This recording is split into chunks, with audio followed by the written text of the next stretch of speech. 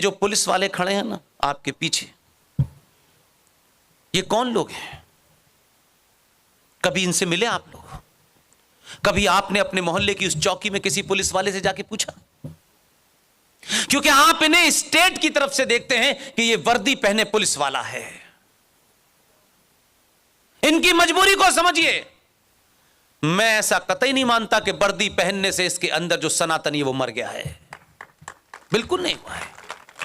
उसको अपना घर चलाना है, नौकरी है, इसलिए वो वर्दी पहने है, और वर्दी पहनने की वजह से उसे महबूबा जैसी जिहादन का कानून मानना है। लेकिन मैं उसका दूसरा रास्ता निकालता हूं।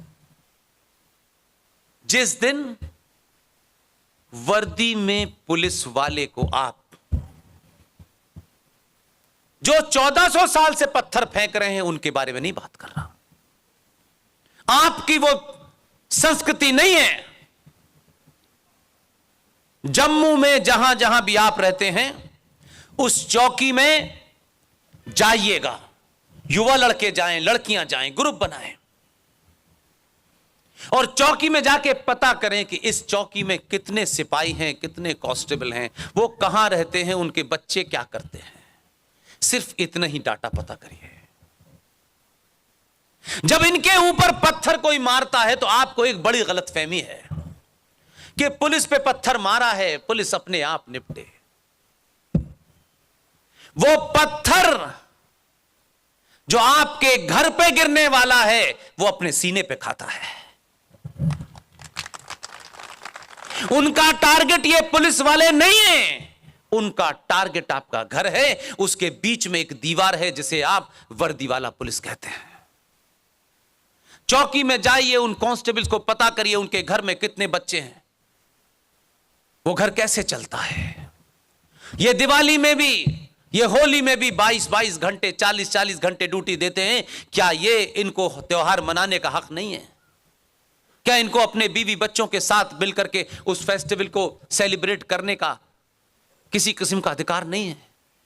और अगर स्टेट ये नहीं कर पा रही है, इनको भेड़ बकरियों की तरह इस्तेमाल कर रही है, तो क्या एक सनातनी हिंदू के नाते आपके अंदर वो तमाम सेंसिटिविटीज समाप्त हो गई हैं?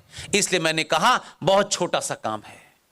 मैं अलीगढ़ में पैदा हुआ हूं जहां 2-2 साल तक दंगे चलते थे। ये बातें मैं सार्वजनिक मंचों से नहीं कहता हूं कि वो कहने की नहीं है, लेकिन कुछ बातें इसलिए कह रहा हूं कि ये करके देखिए। पता करिए चौकी के उन 4-5 कांस्टेबल को और उस पुलिस वाले के घर में क्या है, और कुछ मत कीजिए। जैसे भगवान के घर में जाते हैं तो मुट्ठी बंद करके डालते हैं दान। अगर उनके घर में होली और दिवाली में आप सामूहिक तौर से मिठाई बनवाएं और ये तय करें कि अगर मेरे इलाके में 1 चौकी है, 2 चौकी है, 4 चौकी हैं, उस परिवार में चुपचाप से रात के अंधेरे में जाइए और कहिए कि तुम्हारा पिता, तुम्हारा भाई ड्यूटी कर रहा है, इसलिए मिठाई नहीं लाया, इसलिए हम मिठाई लाए हैं। आप उनके अंदर की संवेदना को समझने की कोशिश कीजिए। यह नहीं बड़ा सा बैनर चिपका के कि अपना लाल पीला गमछा डाल के जाएं और हम इस संगठन में दे रहे हैं, ये एहसान मत कीजिएगा। चुपचाप से उस परिवार में होली दिवाली की मिठाई दे के आइए। इनको भी मत बताइए कि भाई देखिए हमने पकड़ लिया, आपने हमें छोड़ दीजिए क्योंकि उस दिन हमने आप मिठाई दी थी। ये मत कीजिएगा, ये मत कीजिएगा। मैं मानता हूं, मैं निजी तौर पर बहुत लोगों से मिलता हूं, एयरपोर्ट पे पुलिस वाले अपनी ड्यूटी के लिए हमारे पास नहीं आते हैं। वो जानते हैं उसके बावजूद भी कितनी भावनाएं हमसे शेयर करते हैं, अपना दुख बताते हैं। उनको सरकार ने नहीं बेला। हम इतनी बड़ी हस्ती नहीं है कि पिछले 2 दिन से ये जो पुलिस वाले हैं, इनके अंदर हमारे साथ जब चलते हैं तो उनके अंदर एक अलग भावना होती है। वो कहते हैं नेताओं को तो हम दिन भर घुमाते हैं, लेकिन आपको घुमाने में जो मजा आता है वो किसी को नहीं आता। हम उसको समझते हैं, हम कैसे लौटा सकते हैं।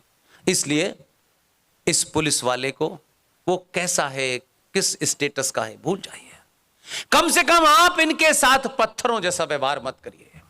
इनको जितने पत्थर लगेंगे, आपकी मोहब्बत, आपकी संवेदनाएं इनके सीनों को पत्थर बना देंगे। इतना करेंगे, आपके बीच में बदलेगा माहौल। और जब संकट होगा तो इनको पता चलेगा कि जो मेरे घर में मेरे बच्चों का ध्यान रखते हैं, मैं उनके ऊपर लाठी कैसे चला सकता हूं। इसको कहते हैं सनातन समाज। आपने हमें सुना, अपना समय निकाल के सुना, इस ठंड में सुना, और जम्मू कश्मीर में इतनी भी तादाद में आ जाएं तो दिल्ली के 100 करोड़ के बराबर होते हैं। आप सोचेंगे मैंने ऐसे ही नहीं कहा, मैं जानता हूं हमें सुनना बहुत आसान काम नहीं है,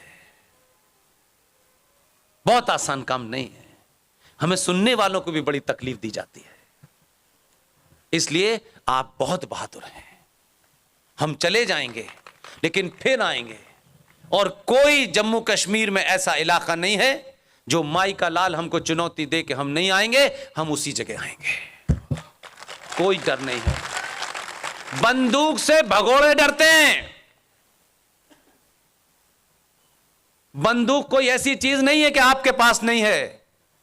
स्वामी विवेकानंद के पास बंदूक नहीं थी, सुभाष चंद्र बोस के पास बंदूक नहीं थी, हमारे पास बंदूक नहीं थी। जो किस्से गिनाए आपको विशाल ने, इसलिए हम दो चीजों पे महत्व अभी दे रहे हैं कि हम आगे आने वाली नस्लों को कैसे पता चले। हम वर्तमान पीढ़ी से कुछ नहीं कह रहे, हमारा अगला कारण है, अगला एजेंडा है कि जो आने वाली पीढ़ी है उसको पता चले कि हमारे सामने जो बुजुर्ग थे उन्होंने क्या किया। हम जानते हैं कि उस मेहनत का फल है कि इंडिया गेट के ऊपर 28 फीट की ग्रेनाइट की सुभाष चंद्र बोस की मूर्ति लगी है। जब आप दिल्ली जाएंगे, अपने बच्चे को पूछेंगे तो बच्चा पूछेगा ये कौन आदमी है, तब आप इतिहास बताएंगे। और जब आप इतिहास बताएंगे तो पता चलेगा कि फूल वाले चाचा तो कहीं है ही नहीं। इसलिए काम वो करके जाइए। नई पार्लियामेंट बनके तैयार हो गई है, अगला सेशन उसके अंदर होने वाला है। मुझे पूरी उम्मीद है कि जिस दिन उसका उद्घाटन होगा कई लोग छत से कूद के मर जाएंगे। इसलिए उसका रोल उसे करने दीजिए।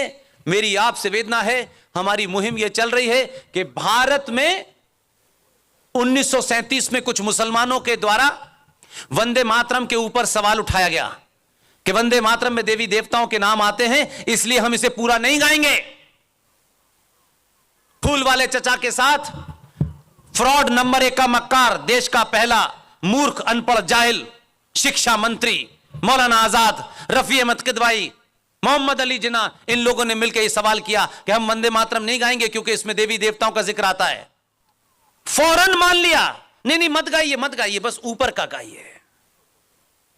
सवाल मेरा ये नहीं है, मेरा सवाल आप सबसे है, ये बात आपको क्यों नहीं पता थी? और पता थी तो क्या इसको बताना आपका फर्ज नहीं था? अपने बच्चों को बताना फर्ज नहीं था? इसलिए मैं आपसे कह रहा हूं कि ये मेरी मुहिम का हिस्सा है। और मैं कोई मुहिम इसलिए नहीं चलाता हूं कि मुहिम चलाने के बाद हम भूल जाते हैं, हम उसी समय दूसरा लक्ष्य तय कर लेते हैं। आजाद भारत की पार्लियामेंट में नेहरू जी ने सरदार पटेल से कहा था कि वंदे मातरम के लिए किसी आदमी को आप आमंत्रण दीजिए कि जब रात के 12 बजे मैं अंग्रेजी में भाषण दूंगा, क्योंकि भारत के लोग हिंदी जानते नहीं थे, तब उसके बाद वंदे मातरम बजना चाहिए। सरदार पटेल ने हामी भरी, और सरदार पटेल बहुत गहरे और गंभीर आदमी थे।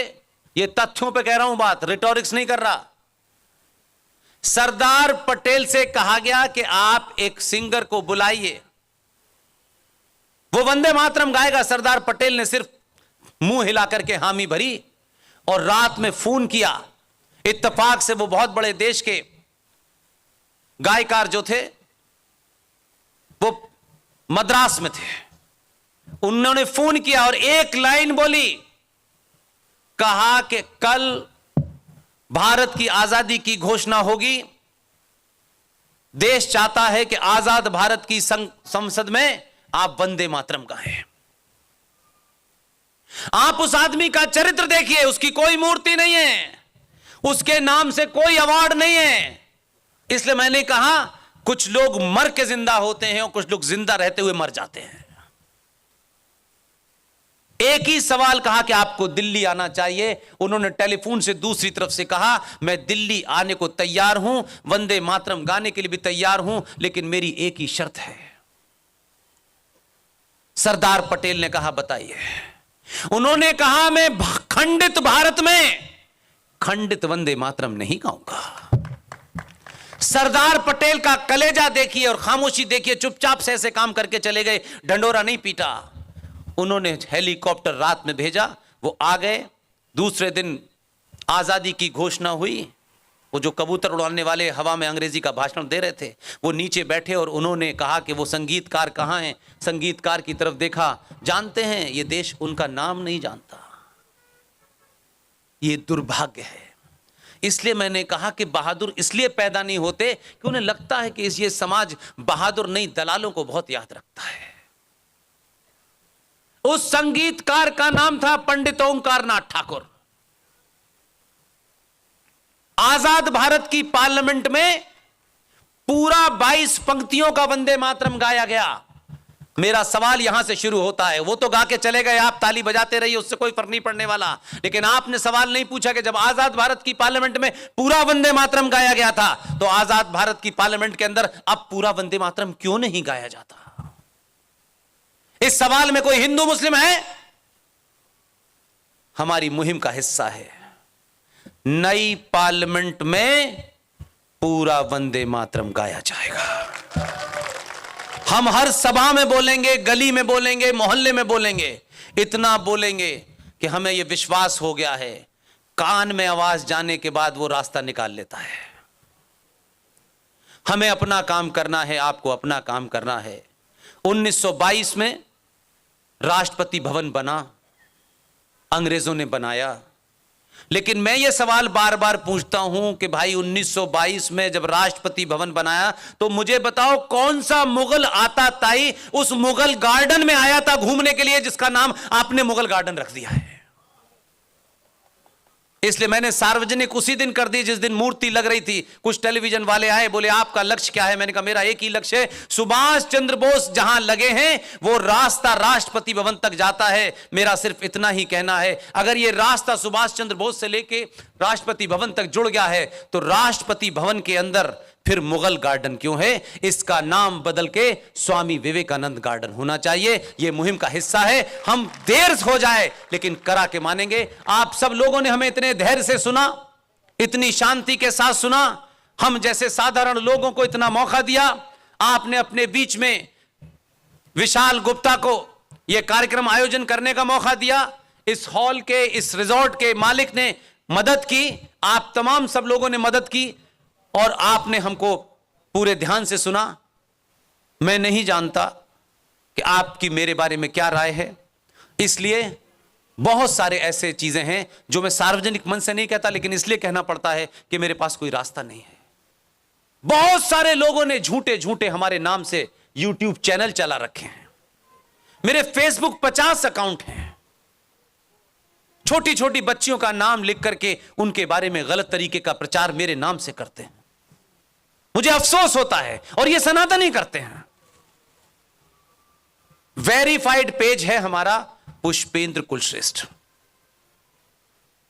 जो YouTube चैनल में, जिसमें हमारे सारे साथियों की स्पीच पड़ती है। हम सुबह से शाम तक बैठ के दुकान खोल के नहीं कहते कि आइए हमें दान दीजिए, इसमें पैसा डालिए। हम यूट्यूबर नहीं हैं।